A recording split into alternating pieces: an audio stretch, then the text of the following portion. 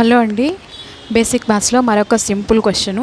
So ఇక్కడ చూడండి, 79ను సమీప పదులకు సవరించి రాయకవచ్చు విలువ ఏది అని అడిగినారు. సో మనము డెసిమల్స్ రాసుకునేటప్పుడు చెప్పుకున్నాము. సో 10కి అయితే ఎలా రాస్తాము, 100కి ఎలా రాస్తాము, వన్స్కి ఎలా రాస్తాము అని.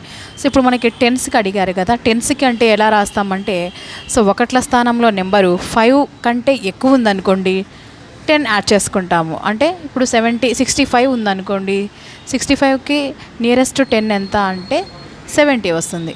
అదే 64 ఉందనుకోండి, నియరెస్ట్ 10 ఎంత అంటే 60 వస్తుంది. అంటే 10 కంటే 5 కంటే ఎక్కువ ఉందనుకోండి ఒకట్ల స్థానంలో, అప్పుడు 10 యాడ్ చేసుకుంటాము.